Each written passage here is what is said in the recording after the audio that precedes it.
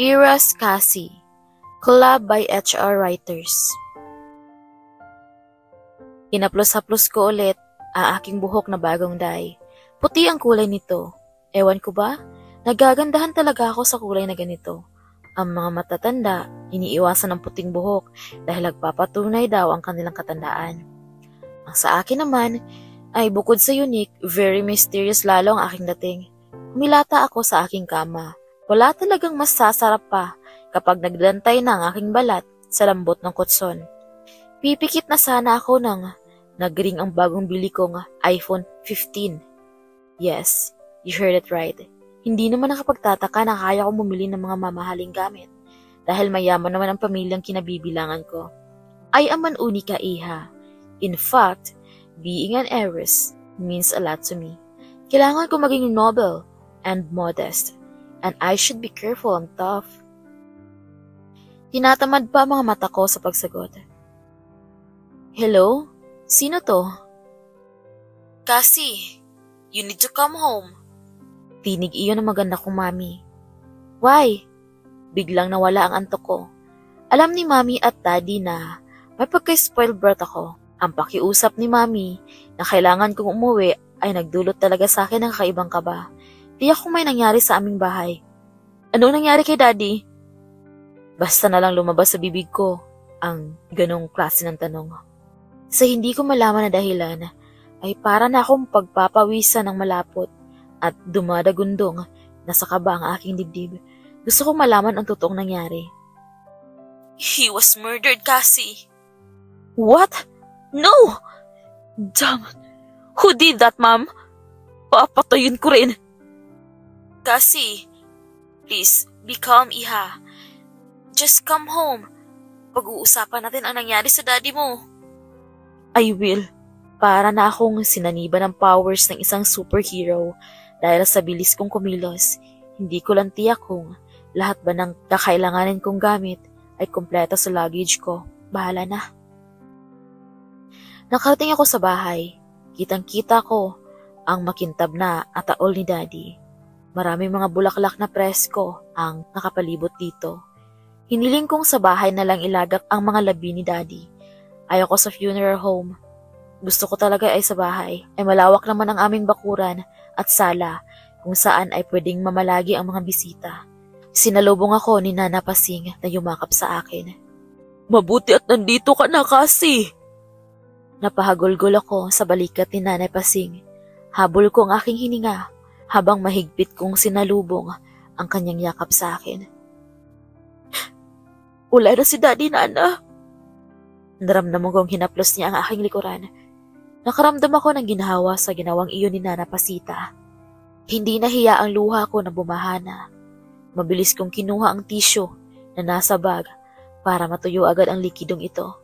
Worse, ma'am, nangunot ang bahagya ang noo ko. Ngayon ko lang napansin na walang nagbabantay sa ama ko. Naging abala kasi ako sa pagkikipag-usap sa mga nakikiramay sa amin hanggang narating ko ang pinakasala ng bahay kung saan nakahimlay si Daddy. Luminga-linga si Nana Pasing. Narito lang yun kanina. Nagkibit balikat na lang ako sa narinig. Ang totoo niyan, hindi ko naman totoong ina ang tinatawag kong mami. Actually, tita ko siya. Kapatid siya ng tunay kong nanay. 1 taon pa lang daw ako noong namatay ang ina ko. Hindi naging malinaw sa akin ang buong kwento. Hindi ko na rin maintindihan kung bakit noong 10 years old na ako ay nagpakasal na sina daddy at tita na kalaunan ay mami ang gusto niyang itawag sa kanya. Patakbo kong nilapitan si daddy.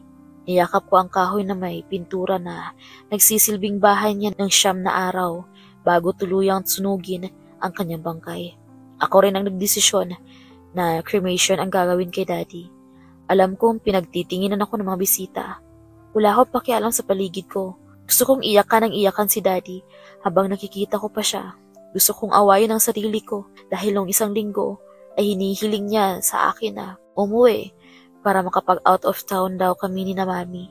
Hectic ang schedule ko bilang editor-in-chief ng isang men's magazine. Kaya hindi ko mapagbigyan si daddy. Ngayon, wala na siya. Kahit pa siguro yayain ko siyang libutin namin ang buong Pilipinas ay hindi na mangyayari. Dahil kumukulo na ang tiyan ko, nagtungo ko sa kusina.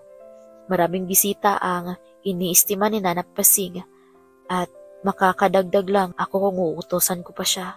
Bahay naman namin ito at kabisado ko ang bawat parte. Aray! Napahawak ako sa braso ko. Para kasing kalabaw ang mampas sa braso ko. Pasensya na po. Napanganga ako sa lalaking may salarin sa pagkakasakit ng braso ko. Matangkad, moreno, at malalapad ang mga balikat nito dahil fit ang kanyang suot na damit na parang pinilit niyang magkasya ang extra small size ay bumakat ang kanyang hubog ng katawan. Naiintindihan ko ngayon kung bakit gano'n na lamang ang impact ng pagkakabunggo ko sa dibdib ng kaharap. Sa susunod ay tingnan mo ang dinaraanan mo. Para ka ng higante sa taas. Pang Incredible Hulk pa ang katawan mo.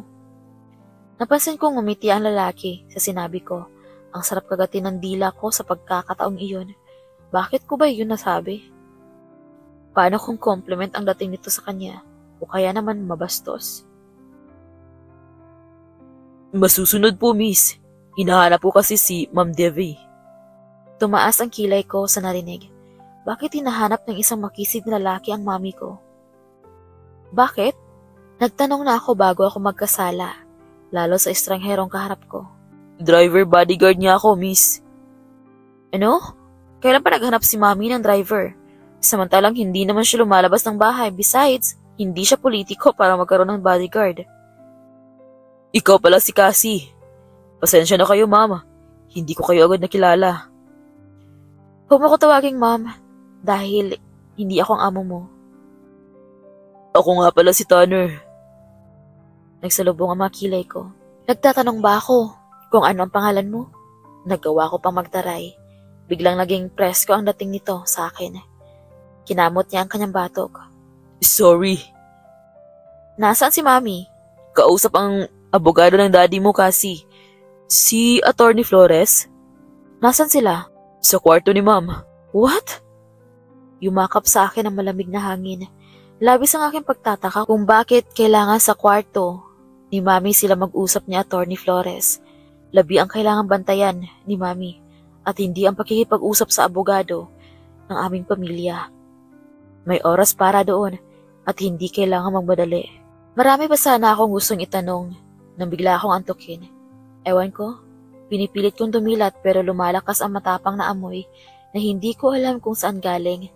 Bago ako tuluyang bumagsak sa sahig, nakita ko ang pagbagsak ni Tanner. Tanner? Nagising ang diwa ko. Medyo nahihirapan pa akong idilat ang mata ko. Pero, kailangan. Gusto kong kusutin ang mga ito. Pero hindi ko maigalaw ang mga kamay ko. Parang may pumipigil para kumilos din ang aking mga paa. Pero mahesto sa isip ko ang nangyaring pagbagsak namin ni Tanner. Kasi, pamilyar sa akin ang tinig na iyon. Pinilit ko ang dumilat. Tanner? Noon ko lang napagtanto na pareho kaming nakagapos sa upuan. Pamilyar ang kwartong ito na kinaroroonan namin. Nasa loob kami ng bodega sa huling palapag ng aming mansyon. Ano ang nangyayari? Hindi ko alam kasi. Nawala na lang ako basta ng malay. At pagising ko, nagkagapos na tayo pareho. Gusto niyang mag-usisa ulit kay Tanner kung may alam ba siya sa nangyari. Pero biglang bumukas ang pinto ng bodega at iniluwa doon si Devi. Mommy, thanks God, you found us. Help us, Mom. Kailangan mong alisin ang tali na kagapos sa kamay at pako, please. Malakas na isinara ni Mommy ang pinto. Hindi ko maintindihan ang nangyayari. Lumapit si Mommy sa akin at pinagmasdan ang mukha ko. Akala ko itutulungan niya ako, pero isang nakakabinging sampal ang natanggap ko sa kanya. Sagabal ka kasi. Sagabal ka para makuha ko lahat ng kayamanan ng pamilya ninyo. Kailangan sumunod ka sa ama mo para maging akin ang lahat. Nabingi ako sa sinabing iyon ni Mommy. Tama ba ang narinig ko? O isang masamang panaginip? Pero alam ko na totoo. Dahil ramdam ko pa rin ang sampal sa pisngi ko. Ako? Ako ang hadlang? Bakit kailangan kasama si Tanner? He is your driver and bodyguard. Demonyo ang tingin ko sa mga sandaling iyon kay Mommy o tita na lang. Oh, Alam mo na pala kung sino si Tanner. Anyhow, wala naman talagang kinalaman si Tanner sa galit ko sa'yo. Nagkataon lang nakasama mo siya noong pinatulog kita. Para malinis ang gawa, kailangan niyang igapos katulad mo. Kasi, alam mo bang nagtatampo si Nana Pasing? Dahil ang alam niya ay umalis ka na hindi nagpapaalam. Sinungaling! Malakas kong sigaw. Yes! Sinabi ko sa kanya na hindi ka na babalik para hindi na siya umasa pa. Hayop ka, tita. Tell me, may kinalaman ka ba sa pagkamatay ni Daddy? Oo, ako mismo ang pumatay sa daddy mo. Sa narinig ko ay parang gusto kong sugurin si Tita Devi. Nagpumiglas ako mula sa pagkakagapos. Nakita ko ang pagkakagulat sa mukha ni Tanner sa narinig. Bakit, tita? Hindi pa ba sapat ang mga binigay sa'yo ni Daddy? Ito ba ang igaganti mo sa lahat ng kabutihan at pagtitiwala namin sa'yo? Minahal ka ni Daddy at tuniring kitang tunay na ina. Pero bakit mo nagawa sa amin ito, tita? Simple lang. Dahil sa kayamanan ninyo. Kayamanang ipagkakait pala ng iyong ama sa akin. Legal akong asawa pero ni Kusing ay hindi ako pinagmanahan ng magaling mong ama. Hindi sana mangyayari ito kung hindi sa karamutan ng ama mo. Yun lang ba? Yun lang bang dahilan kung bakit mo ginawa ito? Isa na sinabi mo sa akin dahil handa akong hatian ka sa mamanahin ko. O kaya'y kakausapin ko si Daddy tungkol dito. Lumapit sa akin si Davy at naramdaman ko ang paghaplos niya sa aking mukha. Oh, sorry my dear. But I want all that you have. Lalo nag-init ang ulo ko, kaya hindi ko napigilang duraan sa mukha si Devi. Sakim ka, tita. Mukha kang pera. Sayang lang pagmamahal ay binigyan namin sa'yo ni Daddy. Ramdam ko ang pagpisil niya sa mukha ko, pero wala yun sa sakit na nadarama ko sa mga nalaman. Yes, I am selfish. At kaya kong pumatay para mapasakin ang lahat ng gusto ko. Huwag mo kong gagalitin kung ayaw mong mapadali ang buhay mo kasi. Binitawan niya ang mukha ko. Tinungo niya ang pintuan para lumabas. Pagbabayaran mo ng mahal ang ginawa mo sa amin ni Daddy. Lumingin sa akin si tita at nakakatulig ang tawa. Kung makakawala ka pa dyan. Nakangisi nitong sabi. Sa kanya binalingan ang mga bantay. Bantayan niyo silang mabuti at huwag hahayaang makatakas. Mamayang gabi natin sila papatayin. Kinilabutan ako sa narinig. Katapusan ko na ba? Ano ang gagawin ko? Ayoko pang mamatay. Kailangan ko pang panagutin ang aking demonyong tiyahin sa pagpatay kay Daddy. Hindi maaari. Hindi ako pwedeng mamatay. Sigaw ko sa aking isipan. Sinubukan kong muling makawala mula sa pagkakagapos, pero kahit anong gawin ko, hindi ko magawa. Nakaramdam ako ng panlulumo. Oh God, please help me. Naramdaman ko na lang pagpatak ng luha ko at bigla kong naalala si Daddy. Parang kailan lang masaya pa kami at marangya ang buhay na mayroon ako, pero sa isang iglap lang, narito ako ngayon sa maruming bodega at nakakulong. At alam kong bilang na ang oras ko. Daddy. Huwag kang mawala ng pag-asa. Gagawa tayo ng paraan para makatakas dito. Tiningnan ko siya at walang pakialam kung makita niya ang luha sa aking mata. Paano? Nakagapos tayo at maraming bantay. Habang may buhay, may pag-asa pa. Para na lang kung patay na tayo. Nakangiti niyang sabi. At may gana pang ngumiti at magbiro ang lalaking ito sa gitna ng panganib. Pero in fairness, ang gwapo pala nito lalo na kapag nakangiti. Ako din naman, may gana rin kiligin sa gitna ng panganib. Ipinilig ko ang ulo para iwaksi ang walang kwentang naiisip. Kung makangiti ka parang kadali lang sa'yo ang lahat. Hindi mo ba alam na damay ka sa pwedeng gawin sa akin ng tita ko? Alam ko yun. Pero kung kasing ganda mo ang makakasama ko sa huling sandali ko sa mundo, I'm willing to die. Abat nakuha pa niyang mabiro. Stop joking on me. At this kind of situation, kailangan natin mag-isip ng paraan para makatakas. Sorry, gusto ko lang pag-anin ang sitwasyon dahil mahirap ang pinagdadaanan natin ngayon. Bakit hindi ka umangal gayong wala ka namang kinalaman dito? Ayokong iwan kang mag-isa dito. Beside, hindi rin ako pakakawalan ng tita mo dahil narinig ko siya ang pumatay sa daddy mo. Kung sa bagay, may point ito. Ano na ang gagawin natin ngayon? Kailangan natin makatakas dito. At sinubukan kong muling igalaw ang nakagapos ng paa at kamay ko, pero kahit anong gawin ko, ay mahigpit ang pagkakatali nito. Iginala ko ang mga mata ko sa kabuuan ng bodega para makakita ng maaaring makatulong upang matanggal ang taling nakagapos sa akin, pero wala akong makita. Wala din akong makitang daanang palabas. Pinaghandaan talaga ng demonyo kong tita ang lahat. Miss Cassie. What? Singhal ko kay Tanner. Are you okay? Can't you see I'm not? Sa tingin mo magiging okay ako habang nakagapos at nakakulong dito? Ikaw, okay ka lang ba? Kasi mukhang enjoy ka sa pagkakatali. Kung sabihin ko, enjoy ako dahil kasama ko ang isang magandang tulad mo. Aangal ka ba? Umusog ako sa tabi niya para banggain dahil sa inis. Nang biglang may kumislap sa aking isipan na kaya kong buhatin ang upuan. Ibig sabihin, kaya kong mas lumapit pa kay Tanner upang magpang-abot ang mga kamay namin para matanggal ang tali. Umusog ka sa akin. Utos ko sa kanya. Bakit? Gusto mo bang makatabi ako?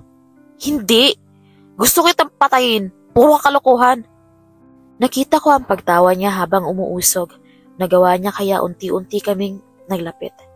Bilisan mo! Pagmamalali ko kay Tanner. Eto na! Habang umuusog siya, ay narinig ko ang malakas niyang pag-utot. Ang bastos mo! Sa baho yata ng utot mo ako mamamatay eh. Sorry naman. Kanina ko pa ito pinipigilan eh. Gusto ko ngang mag-ebs, pero hindi pwede kasi nakatali tayo. Buti nga utot lang at hindi natuluyan. So disgusting. Hindi mo ba alam na gamot sa stress ang amoy ng utot ko? Gamot sa stress? Nakakadagdag ng stress dahil sa baho nito. Relax lang, Miss Cassie. Masyado ka kasing natitense eh. Hindi natin magagawa ng maayos ang pagtakas.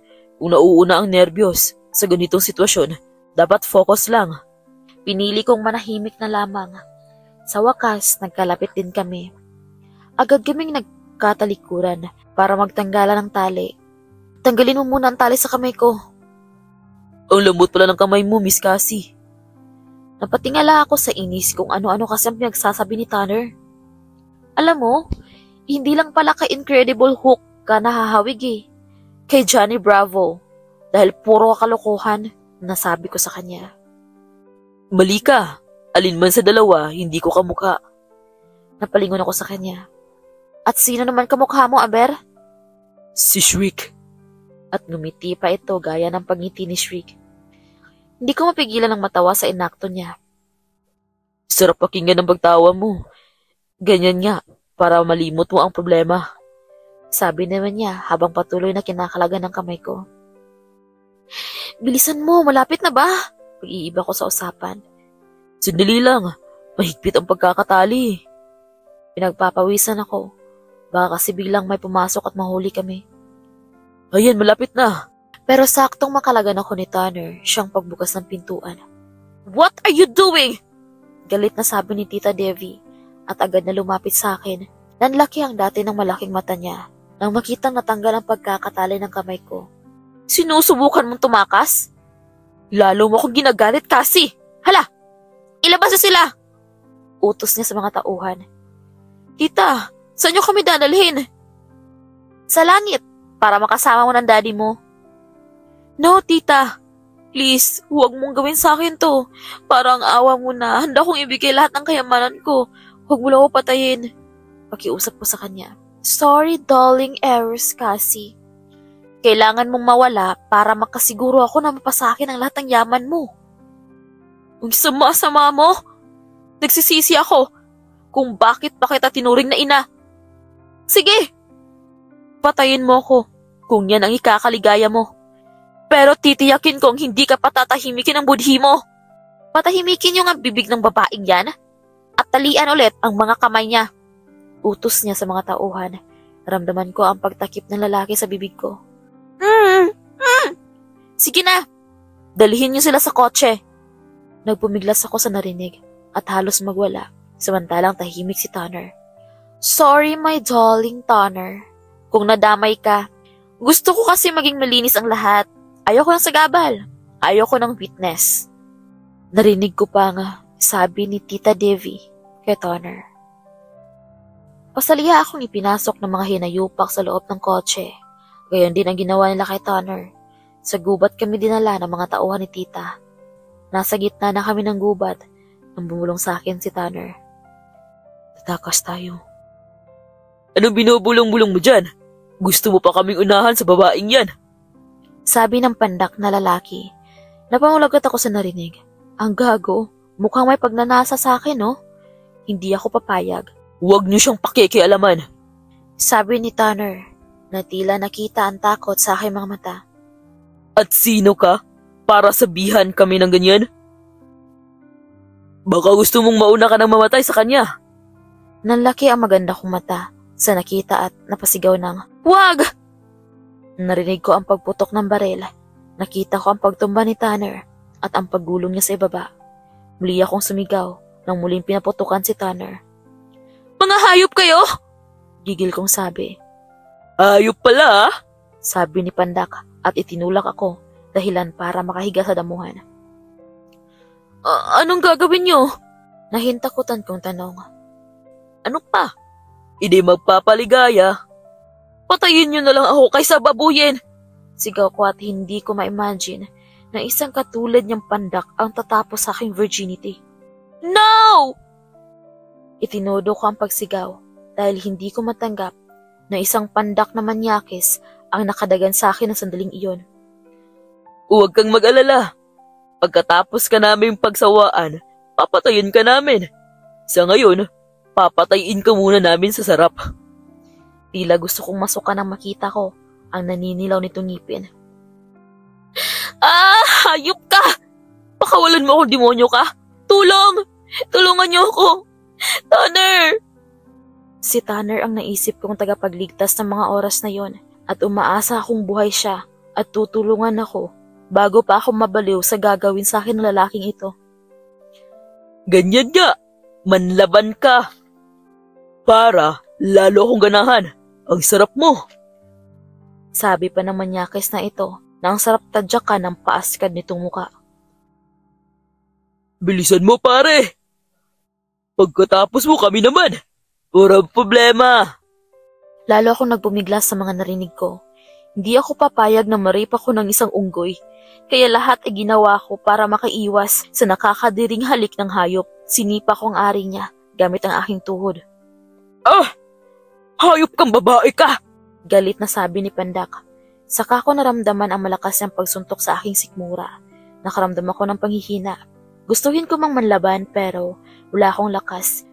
Hilam ng luhang na ipikit ko na lamang ang aking mga mata at piping na nalangin. Bitawan mo siya! Iyon ang narinig ko na pabuhay sa aking dugo. Si Tanner. Buhay siya. Iminulat ko ang aking mga mata at nakita ko ang aking hero. Nakatutok ang kanyang baril sa ulo ni Pandak. Gusto ko sana sabihin, patayin na niya ang manyakis na lalaking ito. Pero ayaw ko siyang makulong. Nakahinga ako nang maluwag nang umalis si Pandak sa ibabaw ko. Napamura ang mga ito na makita si Tanner at makitang walang malay ang mga kasama nito. Paano? Nabuhay ka pa? Akma nitong kukunin ang baril nang mabilis siyang binaril ni Tanner. Napasigaw ako sa nakita, lalo na nang makita ko ang duguang katawan ni Pandak. Di ko maiwasang matakot. Shh! Dahan na. Ligtas na tayo. Pag-alo sa akin ni Tanner at naramdaman ko ang pagyakap niya sa akin. Agad niya ako kinalagan at itinayo. Kailangan na nating umalis dito. Saka inalalayan ako. Tumango lamang ako pero nanlaki ang aking mga mata na makita ang duguan niyang balikat. May sugat ka. Di ko maiwasang mag-alala. Daplis lang. Pero malakas ang pagdugo. Wala ito kumpara sa pagdugo ng puso ko kapag may nangyari sa'yong masama. Hindi ko maipaliwanag ngunit tila Umabot sa aking puso ang tinura na iyon ni Tanner. Normal lang ba yun? Posible bang mahulog kaagad ang aking kalooban sa lalaki ngayon ko lang nakilala? Tanong ng aking isipan. Pagkatapos ay sandali kong pinagmasdan ang kanyang mukha. Nakakabatubalani ang angkin nitong kagapuhan, idagdag pang makisig nitong pangangatawan. Inalis ko ang suot kong blazer at iyon ang ginamit kong pangbalot sa sugat ni Tanner upang matigil na iyon sa pagdurugo. Pagkatapos ay inalis ko ang sintas ng isa kong rubber shoes upang gawing panali sa sugat ng iyon. May dumaan atang anghel. Nanibago ako bigla kang nanahimik. At parang nawala yung pagiging masungit mo. At ngayon ko napagtantong mas maganda ka pala kapag hindi ka nagsusungit. Narinig ko pang sabi ni Tanner sa akin. Sorry ka, wala akong dalang barya dito para sa magandang komplementong sinabi mo. Nagsungit na naman siya. Yung totoo. Umamin ka nga. Avid televiewer ka ba ng Mara Clara? At idol mo si Clara? Kaya ganyan ka kasungit? Napaghahalataan ang tunay na edad mo ha? Sa teledramang sinasabi mo. Biro ko. Yung kay Catherine Bernardo na version ang sinasabi ko. 19 pa lang kaya ako. 19? Weh, yung totoo. 19 ano? 1990 ako pinanganak. Napangiti ako sa sinabing iyan ni Tanner. Pero seryoso Tanner, salamat ha. Hindi ko alam kung anong mangyayari sa akin kung wala ka. Kailangan na nating bumalik sa bayan at isuplong sa pulis ang tita mo. Pagkatapos, tanong ko, nakita ko ang nagtatakang tingin sa akin ni Tanner. Pagkatapos? Hindi ko maintindihan, ngunit sa isang iglap ay tila ayaw ko nang matapos ang gulong iyon. Bakit? Para magkaroon pa ako ng mahabang oras na makasama ang lalaking naging knight and shining armor ko. Ang lalaking nagpatibok sa aking puso. Pagkatapos, ano nga? Sa halip na sagutin ang tanong na iyon ni Tanner, ay nagkusang galaw ang aking katawan. Inilapit ko ang aking mukha sa kanya at hinalikan siya. Ramdam ko ang sandaling pagkagulat ni Tanner sa aking ginawa, ngunit kalaunan ay tinugunan niya na rin ang nag-aalab na halik na iyon. Nang tila nahimasmasan ako sa aking ginawang paghalik kay Tanner, ay muli akong nanahimik at nakaramdam ng hiya dahil sa aking ginawa. Kababae kong tao, ngunit ako pa talaga ang unang nanghalik sa kanya. Sigaw ng aking isipan. Yes, kakahiya. Naiinis kong sabi sa aking sarili. Sa tuwing naaalala ko ang aking ginawa. Sa tuwing naaalala ko ang aking ginawa. Okay lang yun. Naiintindihan ko naman na hindi ka lang talaga makatiis sa angking kagapuhan ko. Nakingiting sabi ni Tanner. Huwag mo na ngang ipaalala. Bakit? Don't tell me na first kiss mo yun ever? Naglakad na ako palayo kay Tanner upang hindi niya makita ang pamumula ng aking mukha. Oh my God! So first kiss mo talaga yun? Sige, ulit-ulitin mo pa. Gwapong-gwapo ka sa sarili mo eh. Tara na! Umpisahan na nating maglakad nang makalabas na tayo sa kagubatang ito. Sandali pa ako natigilan nang maramdaman kong hinawakan ni Tanner ang aking kamay. Habang kami ay naglalakad, ngunit hinayaan ko na lamang iyon dahil ang totoo ay ibang kilig din ang hatid sa puso ko ng pagkakadaop ng palad namin ni Tanner ng gabing iyon. Nasaan pa lang mama mo? Tanong sa akin ni Tanner habang patuloy kaming naglalakad. Bata pa lang ako nang mamatay siya. Saglit ako natigilan pagkatapos kong banggitin ang salitang iyon. Bakit kasi? Paano kung may kinalaman din si tita sa pagkamatay ni mami noon? Sa isang iglap ay tila nais kong hilayin si Tanner upang mabilis na makapunta sa police station. Kulang 1 oras din kaming naglakad nang marating namin ang isang police station. Papasok na sana kami ni Tanner, ngunit sa pintuan pa lamang ng police station ay nakita na namin ang aking tiyahin. Natakot ako na makita kong nakita niya kami. Hindi ko alam kung ano ang sinabi niya sa mga pulis upang paputukan kami ng baril. Matapos na kaming iturot sa mga ito, ramdam ko ang mainit na palad ni Tanner na humila sa akin palayo sa lugar na iyon. Sadyang nakikiayon sa amin ang tadhana at nakatago kami sa isang container van. Nakalaunan ay umandar na rin, kaya't kaagad kaming nakalayo sa lugar na iyon. Naramdaman ko ang pag-akbay sa akin ni Tanner habang pareho kaming nakasalampak sa sahig ng madilim na container van na iyon. Mukhang mahihirapan tayo. Hindi natin alam kung ano ang pinagsasabi ng tiyahin mo sa mga pulis. Sino nang maaari nating lapitan ngayon?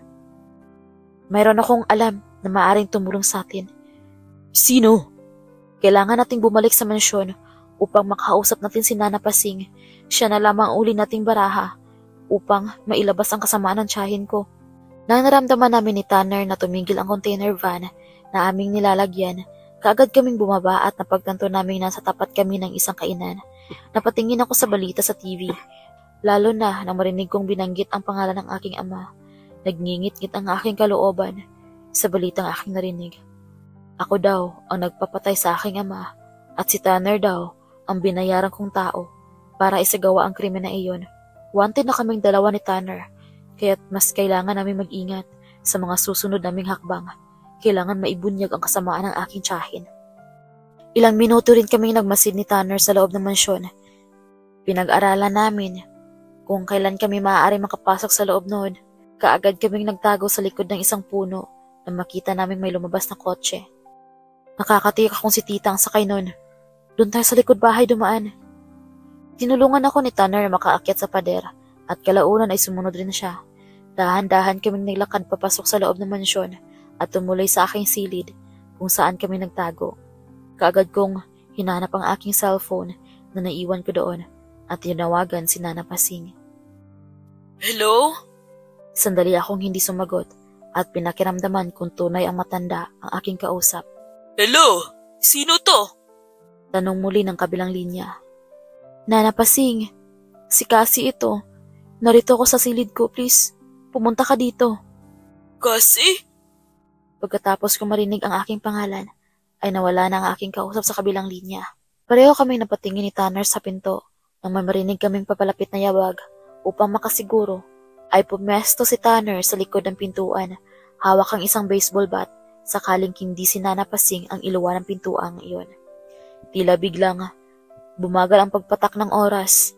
Taliwa sa napakabilis na tibok ng aking puso, habang dahan-dahan kong pinihit pabukas ang siradora ng pintuan ng aking silid. Huminga muna ako ng malalim bago tuluyang binuksan ang pinto. Cassie! Nana Pasing! Mabilis kaming nagyakap. Isinarado naman ni Tanner ang pinto. Diyos ko pong bata ka! Ikinwento ho ba sa inyo si Tita Divy? Tanong ko sa kanya nang kami ay naghiwalay. Narinig ko lang na ipinapahuli ka niya sa mga pulis. At ikaw daw ang may pakana kung bakit namatay ang daddy mo. Tugon ni Nana Pasing. Nana Pasing, hindi ko po magagawa ang binibintang niya sa akin. Alam mo iyan, at alam ng Diyos kung gaano ko kamahal si daddy. Maluha-luha akong sagot sa kanya. Naniniwala ako sa iyo, anak. Ang hindi ko lang maintindihan ay kung bakit ikaw ang tinuturo niya sa larin. Hindi ko sinagot si Nana Pasing, sa halip ay inalalayan ko siya na umupo sa gilid ng aking kama. Doon ko isinalaysay ang nangyari at ang aking mga nalaman. Napaantanda ang aking kaharap matapos ko magkwento. Sinasabi ko na nga ba eh. May ginagawang kababalaghan ang babaeng iyan. Sa kilos at pananalita pa lamang ay halatang hindi na mapagkakatiwalaan. Pati ho si Tanner na walang kinalaman ay nadamay. Napatingin si Nana Pasing sa gawin ng binatang si Tanner. Ako na may tumindig at lumapit sa cabinet. Kinuha ko ang isang bagay doon. Nana Pasing, kaya mo ho bang ilagay ito sa silid ni tita? Tape recorder?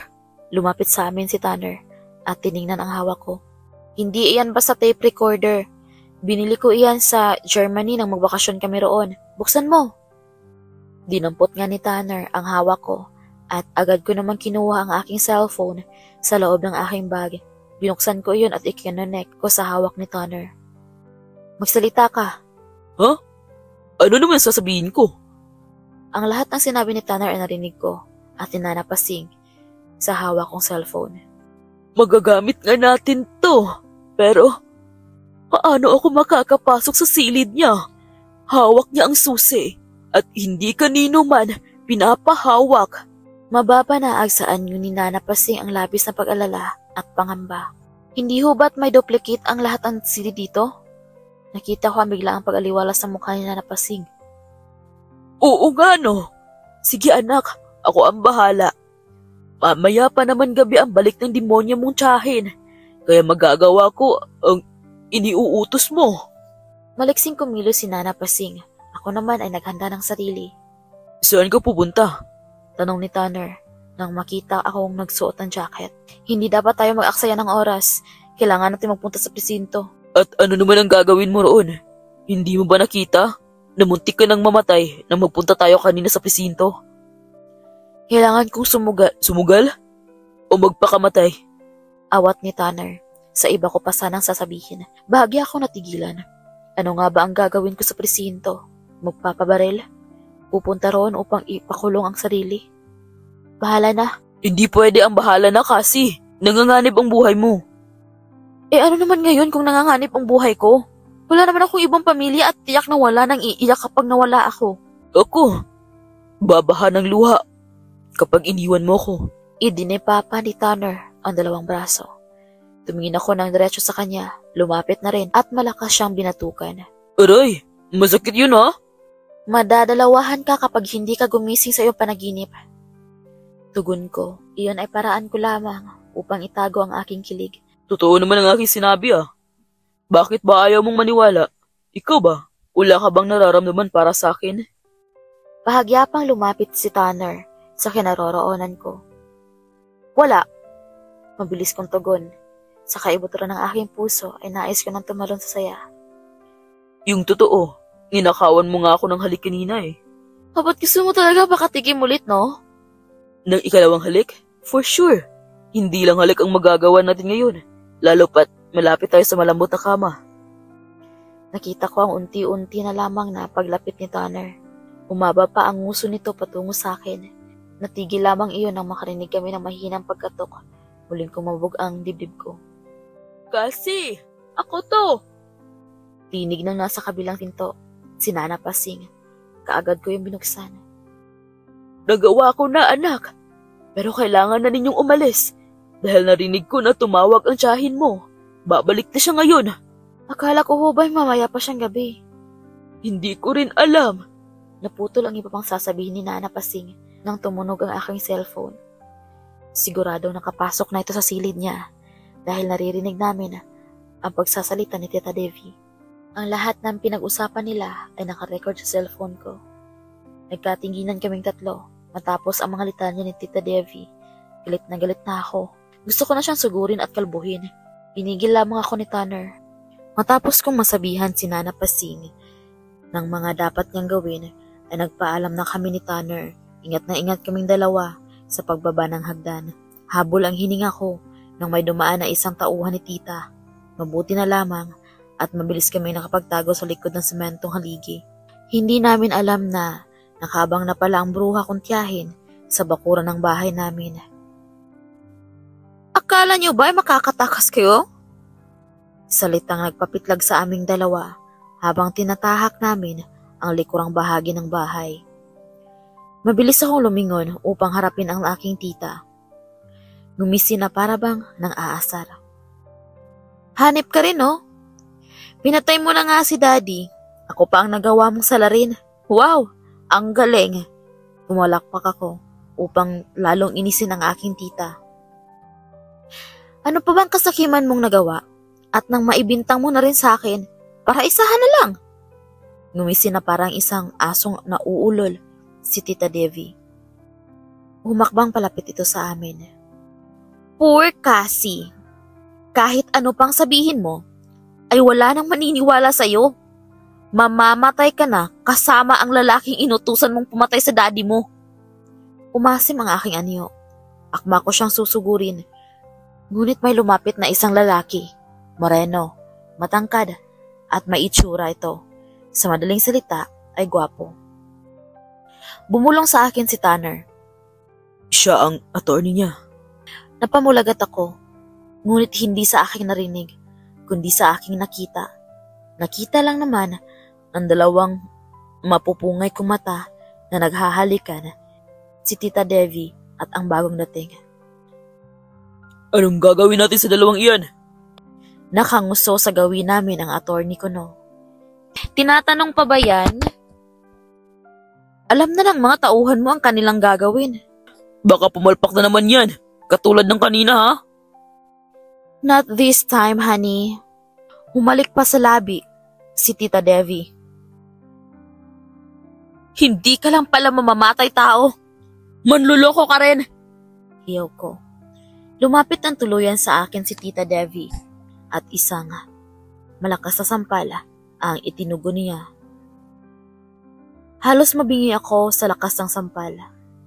Hindi ko napigil ang aking sarili. Sinabunutan ko siya ng todo habang ang isa kong kamay ay pinagkakalmot ang braso niya. Nakita kong nagpambuno si Tanner at ang kalaguyo ni Tita. Nakakalamang na si Tanner, ngunit kinakabahan ako nang makita kong bumunot ang baril ang attorney. Hoy Tanner!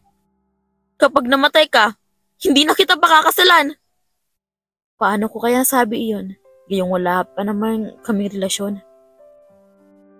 Natigil ang pagbubuno nang makarinig kami ng putok ng barela. Mga SIDG lang naman ang lumikha ng ingay. Hulihin niyo ang babaeng iyan! Walang hiya! Pati ako ay gusto patayin! Anong klase kang anak? Pinalaki ka namin ng mabuting anak. Tapos, ganito pa ang igaganti mo? Ani Tita Devi, habang hawak nito ang brasong puno ng kalmot. Abay sa haba ba naman ng kuko ko, ay bato lang ang hindi babaonan nito. Ako naman napipilan sa isang tabi. Pinukul ko lamang ng masamang tingin ang ambruha kong tiyahin. Nakita ko ang pagkilos ng mga pulis. Lumapit ang dalawa sa kanila at pinusasan si Tita Devi. Ano? Bakit ako? Ang walang hiyang babaeng iyon ang dapat iposas nyo. Hindi ako. May ebidensya ako na ikaw, Tita, ang nagpapatay kay Daddy. At baka nga si Mami na kapatid mo ay nagawa mo rin patayin. Natigagal si Tita Devi. Sakim ka, Tita. Minahal ka namin. Pero bakit ito pa ang ginanti mo? Nang dahil sa pera ay nagawa mong pumatay. Bakit, Tita? Kulang pa ba ang binigay sa'yo ni Daddy? At nagawa mo pa siyang lokohin? Hindi ka tao.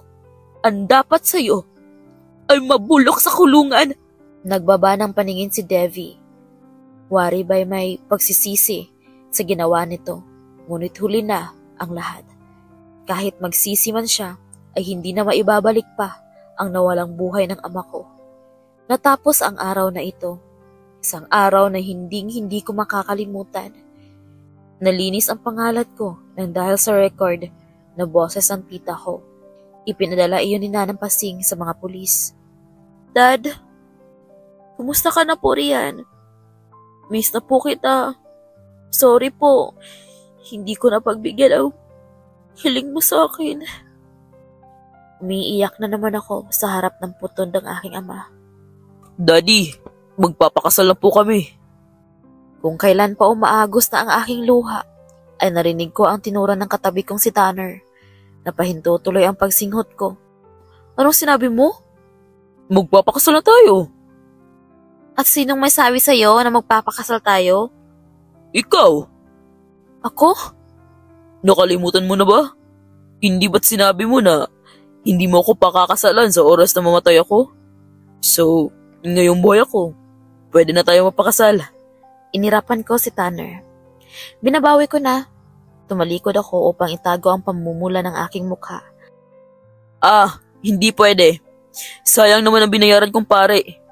Kasabay ng narinig ko ay ang paglabas ng isang pare at si Nana Pasing at ang ilan pang kasambahay. Ngangang tumitig ako kay Tanner. Seryoso ka? Mukha ba akong nagbibiro? Kaharap na natin si Father, oh. At maging ang daddy mo. Binatukan ko ng malakas si Tanner at nanlaki ang mata ko nang hagkan ako nito. Hanip na lalaking ito. Dito ako pakakasalan sa sementeryo. The end.